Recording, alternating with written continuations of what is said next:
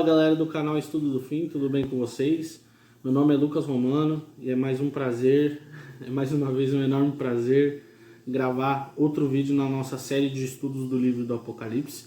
Se você ainda não é inscrito no nosso canal, já se inscreve, ativa o sininho para você receber as novas notificações dos vídeos novos que serão postados. Apesar da gente não estar lançando tanto vídeo assim em tão pouco tempo, mas a gente sempre vai continuar lançando até o final do estudo do livro e assim também mais assuntos que surgirão.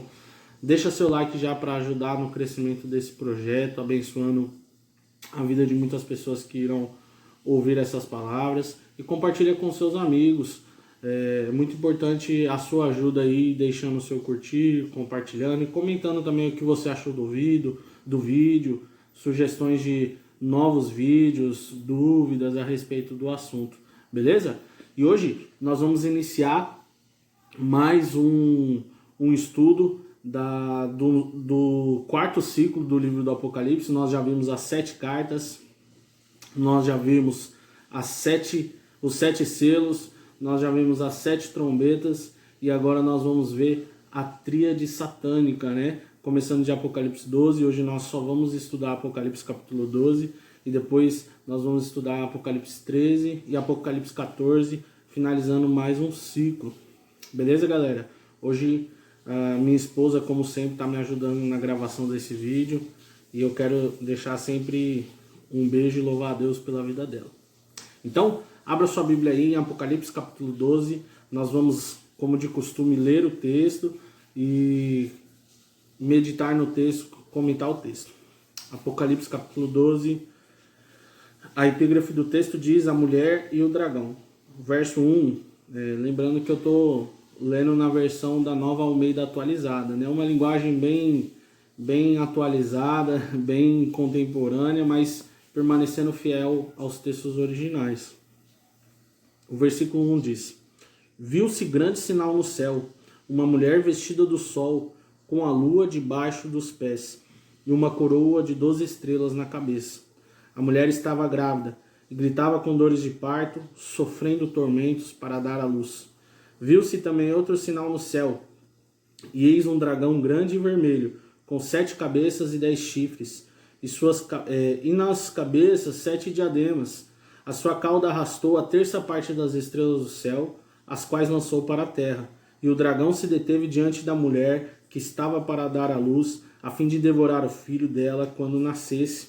Ela deu à luz um filho homem, que há de governar todas as nações com cetro de ferro.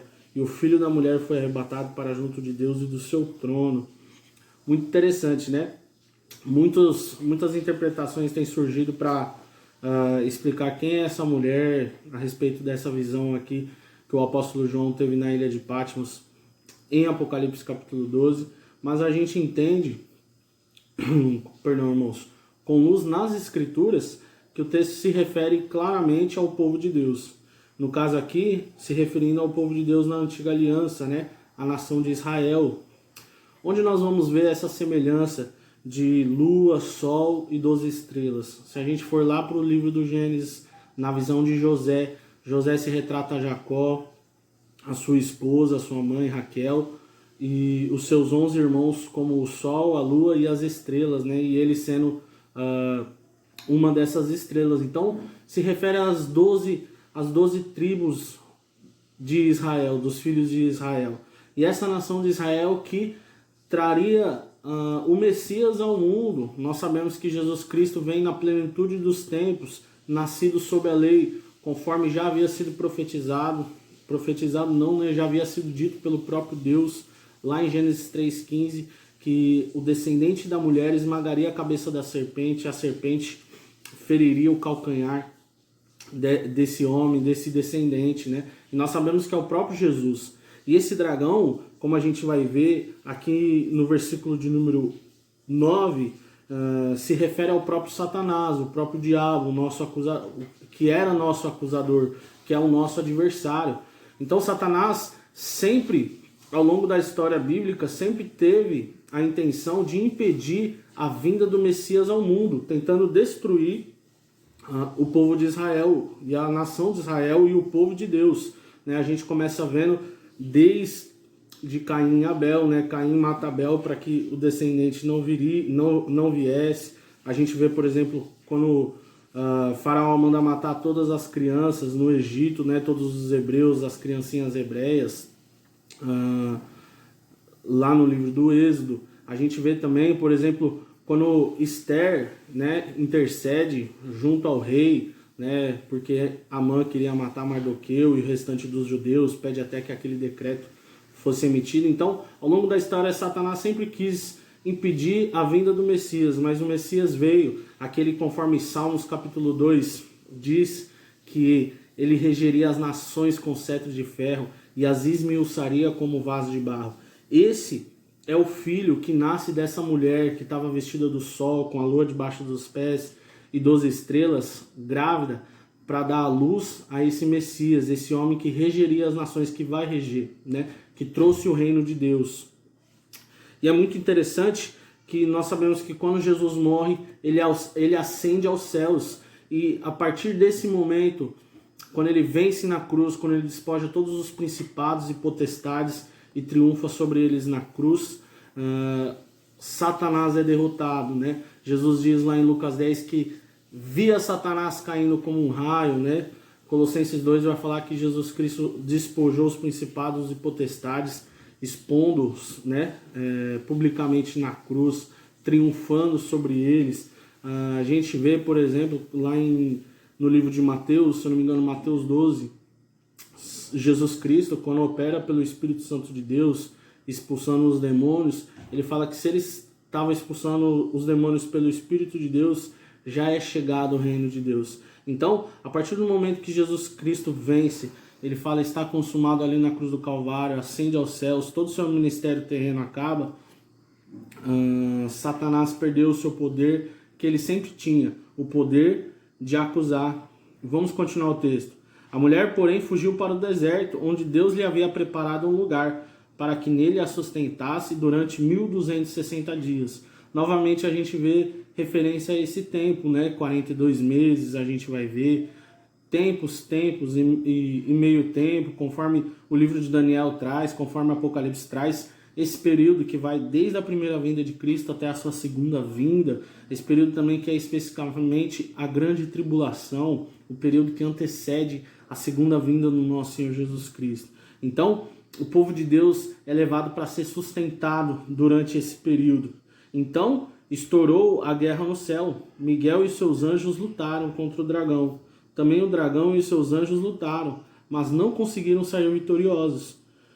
E foi expulso o grande dragão, a antiga serpente, que se chama Diabo e Satanás, o sedutor de todo mundo. Ele foi atirado para a terra, e com ele os seus anjos. Então ouviu uma voz forte no céu proclamando: agora veio a salvação, o poder, o reino do nosso Deus e a autoridade de seu Cristo, pois foi expulso o acusador de nossos irmãos, o mesmo que os acusa de dia e de noite diante do nosso Deus.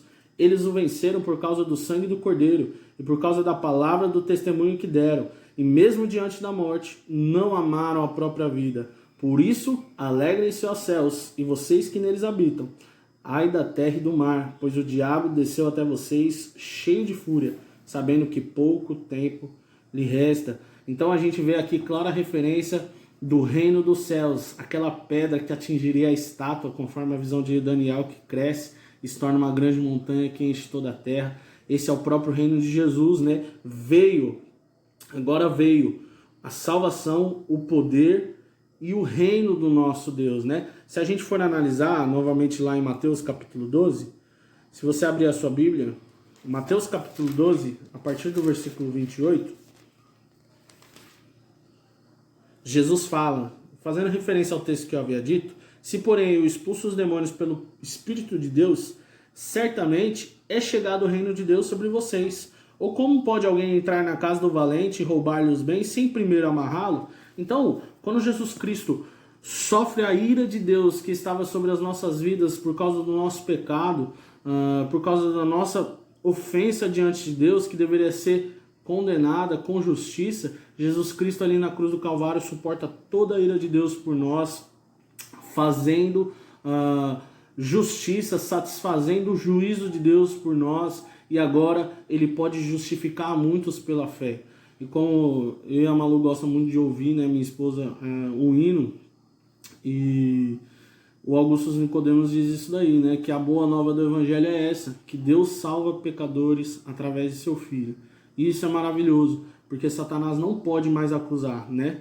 Quem intentará acusação contra os escolhidos de Deus? É Deus quem os justifica. E agora nós somos, conforme Romanos 5:1 diz, justificados, pois mediante a fé temos paz com Deus por meio do nosso Senhor Jesus Cristo. Então, conforme Romanos 8 também, o versículo 1 fala, agora, portanto, nenhuma condenação há para os que estão em Cristo Jesus. Satanás perde o seu posto de acusador, mas agora ele desceu até a terra cheio de fúria, sabendo que pouco tempo lhe resta para perseguir a igreja.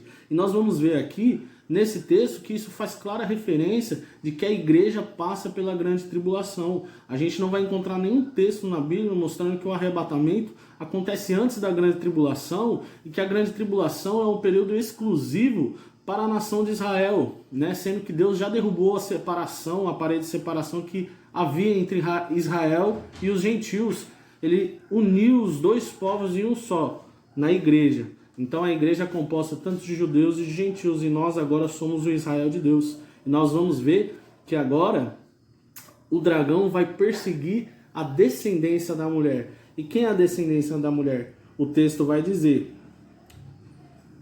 versículo 13: quando o dragão viu que tinha sido atirado para a terra, perseguiu a mulher que tinha dado à luz o filho homem. Mas foram dadas à mulher 2 asas de grande águia, para que voasse para o deserto, para o lugar aí onde é sustentada durante um tempo, tempos e metade de um tempo, fora do alcance da serpente.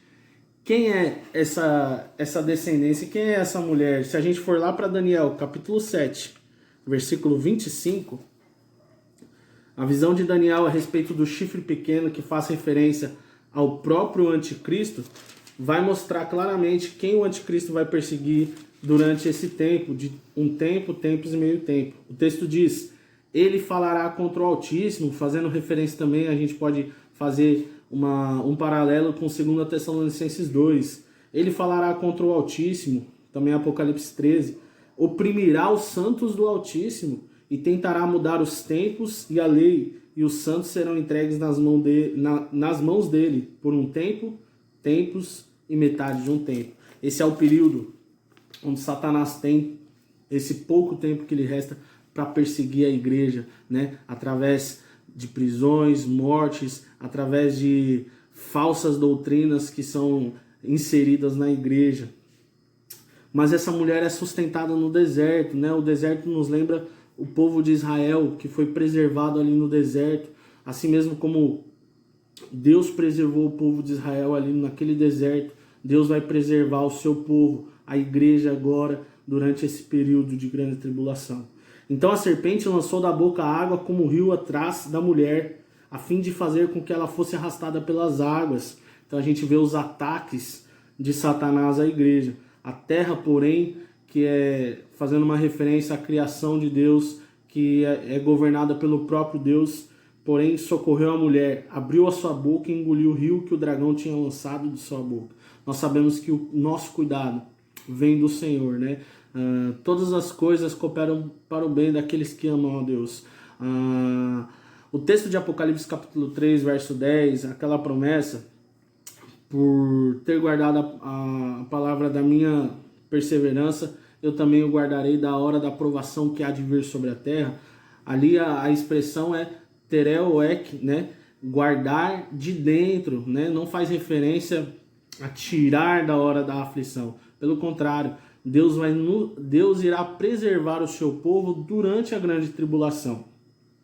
Assim como a gente vê aqui a criação protegendo, né, a terra, engolindo esses ataques que foram lançados por parte da serpente. O dragão ficou irado contra a mulher e foi travar guerra contra o restante da sua descendência, né? Contra a descendência dela. E agora o término do texto vai dizer quem é essa descendência. Ou seja, os que guardam os mandamentos de Deus e têm o testemunho de Jesus. E o dragão se pôs em pé sobre a areia do mar. Quem guarda os testemunhos do nosso Senhor Jesus Cristo e guarda os mandamentos de Deus? É o próprio povo de Deus, a própria igreja. Os judeus, por exemplo, não guardam o testemunho de Jesus Cristo, não é mesmo? Então a gente vê aqui clara referência. Então, Mateus capítulo 24, versículo 22, quando fala que se aqueles dias não fossem abreviados, ninguém seria salvo, mas por causa dos eleitos, aqueles dias foram abreviados, faz referência à igreja que vai ser protegida durante esse tempo.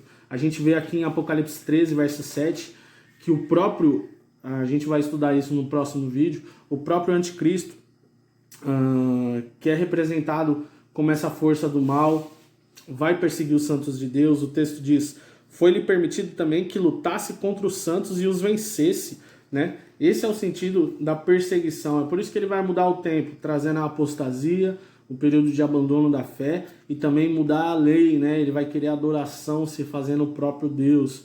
E um dos mandamentos como prioridade, né? O primeiro mandamento é: não terás outros deuses além de mim, diante de mim, né? Não terás outros deuses além de mim. Então, o próprio anticristo vai se fazer como Deus, a ponto de se assentar no santuário de Deus, ou seja, introduzido na igreja, se fazendo o próprio Deus, né?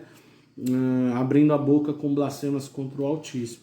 Então, a igreja é preservada nesse momento, e a gente vê que o arrebatamento da igreja, conforme o ensino de Jesus Cristo, conforme as epístolas paulinas, deixam claro que esse momento acontecerá na segunda vinda de Cristo. E Jesus não vai voltar duas vezes. Jesus não volta secretamente, né? Uma invisível e outra visivelmente. Pelo contrário, Jesus Cristo volta com poder e grande glória. Como a gente viu aqui em Apocalipse 1:7.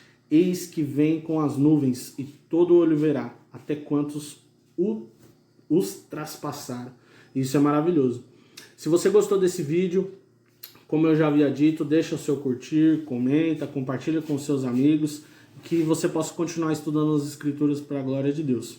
Deus abençoe em nome de Jesus.